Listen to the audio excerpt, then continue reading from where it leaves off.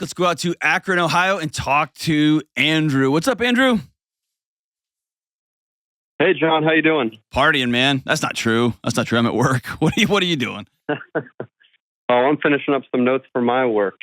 Excellent. But I appreciate you taking my call, man. I really appreciate your wisdom and your honesty, and I've really enjoyed your show. So thanks for having me on. You got it. What's happening? How can I help? So find myself in a pretty complicated situation in my marriage.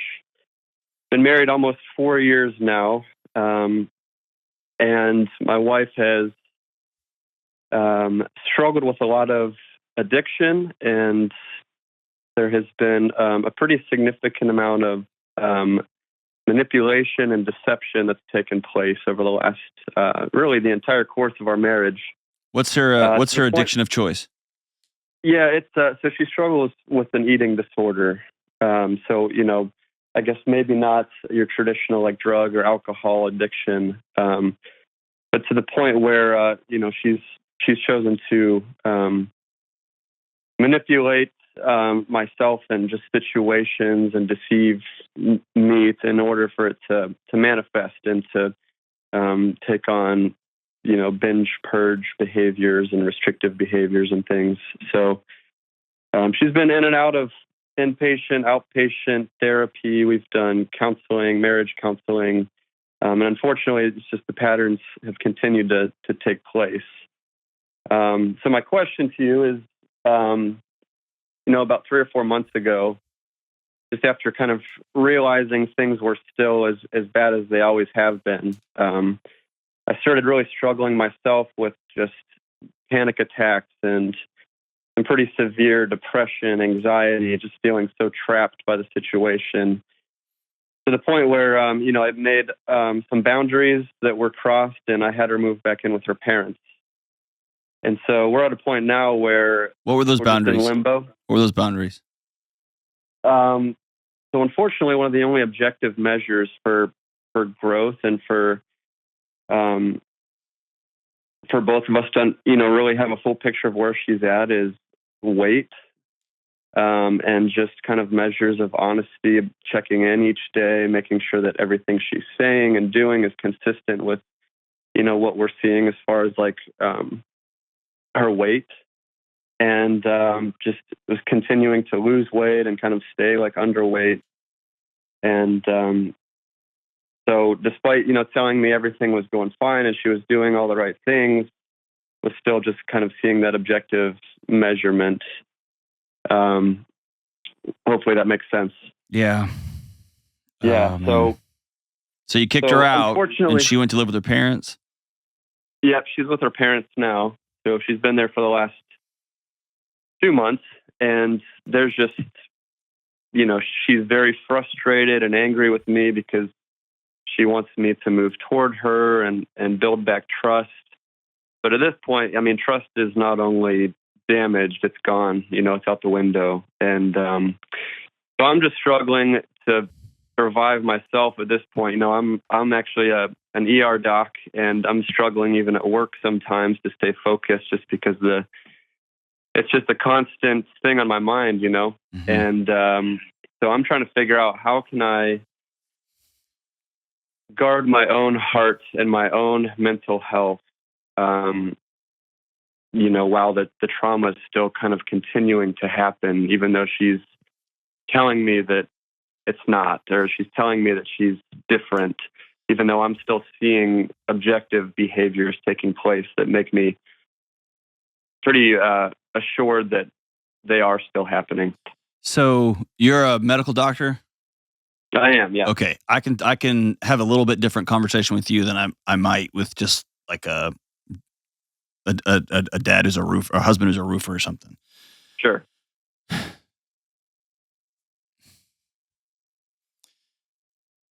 For some reason, you are taking her actions.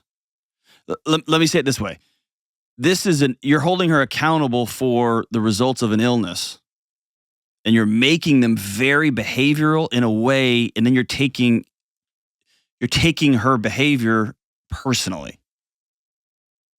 And so the best way I could suggest this is, maybe analogy, and this may not work perfectly, but I have a 7-year-old little girl, and she has she's had some respiratory challenges, some restricted breathing recently.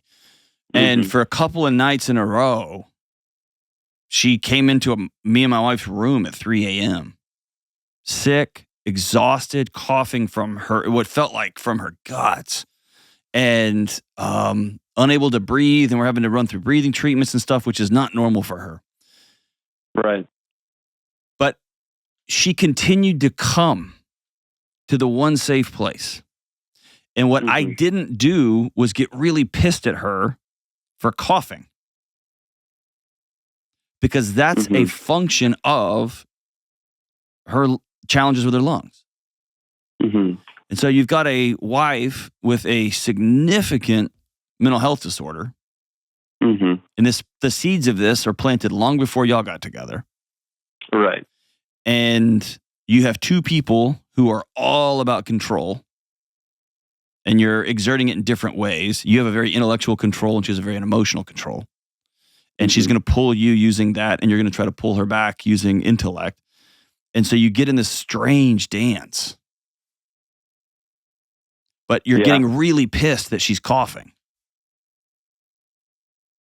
The challenge with, and you know this from your training, the challenge with disordered eating is using relationship as a weapon just throws gasoline on that fire. Yeah, exactly. You know what I mean? Like her punishment for her punishment for coughing was she doesn't get to see you anymore or live in her own home. That was her punishment. There was a line that her coughing crossed, and you said, "You're out of my life until you fix coughing." When the only way to fix coughing is relational connection, and then the healing can actually start. So I guess more so, as I told her over the years, I said, I'll never be upset with you for struggling with mental illness. I said, the only thing I ever want from you is your honesty. Yeah, but that's a function of it. Sure. And I guess where I struggle is not having the foundation of trust, and our marriage leaks over into every aspect of the marriage. Because for me, it's like, how can I trust you with anything when I can't trust you with just like these daily questions and things, And I worry, like about a future, like when we have kids or like really difficult life challenges, not being able to trust her. So let's flip this around. Sure. I'm trying to, I really want to talk nerd with you. Like, it makes my heart feel good that I'm talking, like I get to talk to I mean, you're way smarter than me. I can talk to a nerd. I'm a nerd too, man. Well, but I want to make sure that people can follow us. Let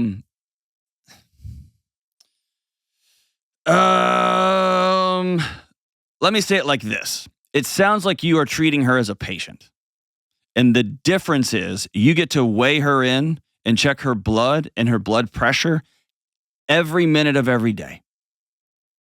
And so my question for you is, what if you stopped putting her in a position when you know that shame is one of the core DNA functions of disordered eating?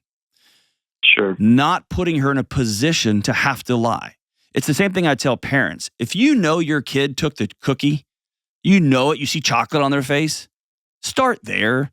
Don't say, "Did you take that cookie?" And then they're like, "No, Mom," and then get pissed at them for lying. You just set that whole thing up.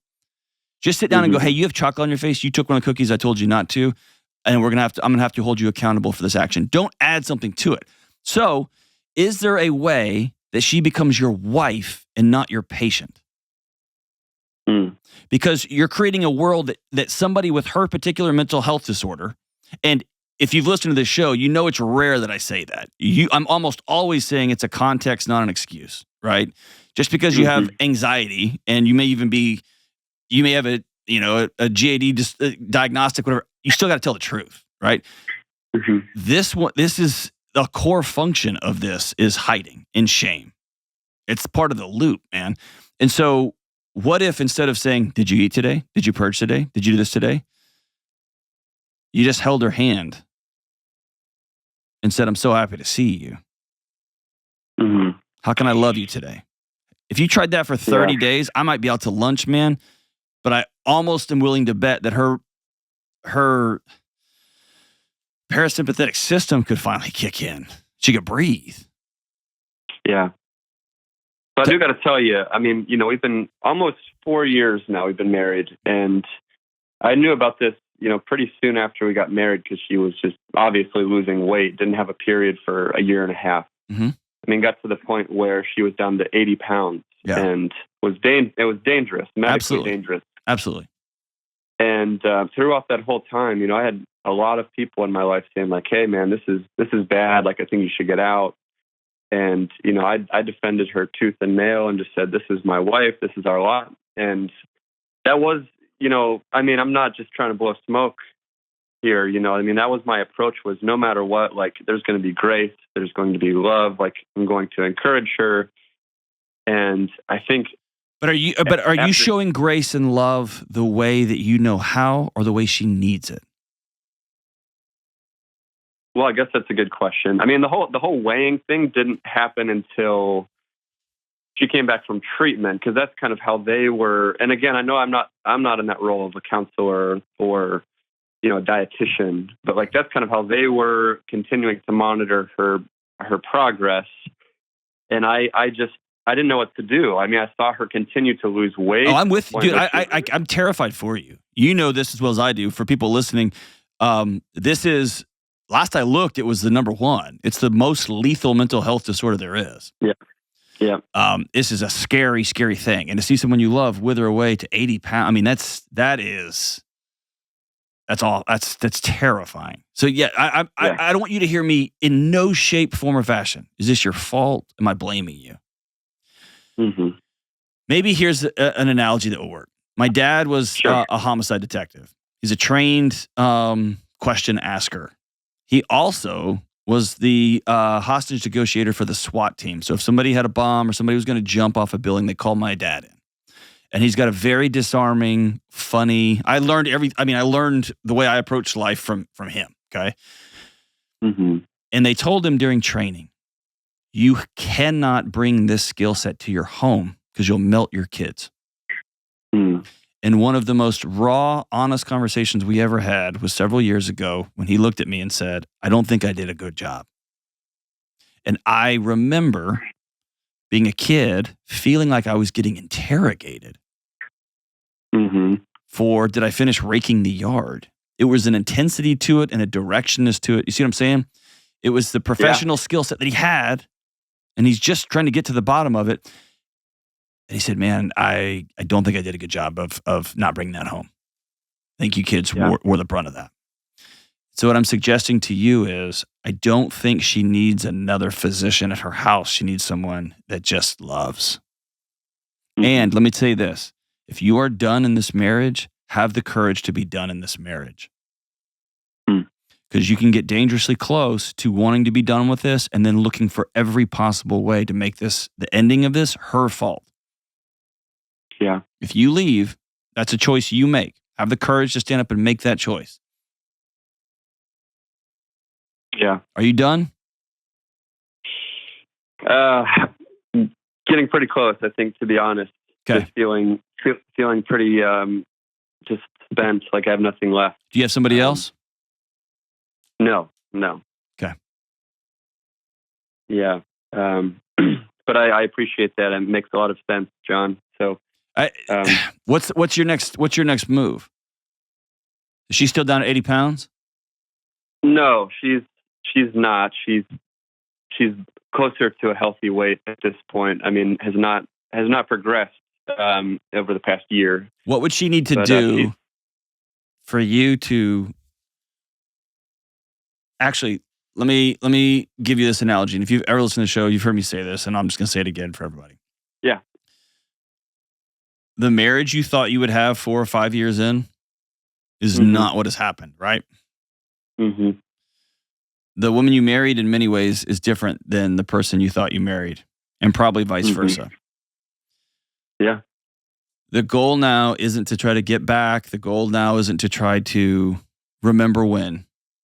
Remember we were dating and I was in med school and we were all kind of crazy and I was working these crazy hours and those days are over. Mm-hmm. The question you have to ask yourself is, are you willing to work with her, and is she willing to work with you to rebuild something completely new from this point forward?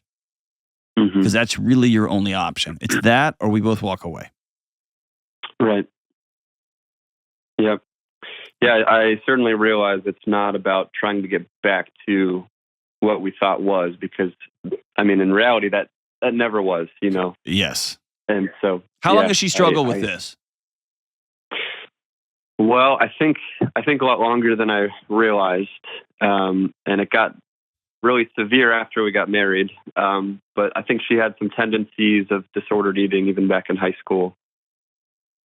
She have a good relationship with her dad?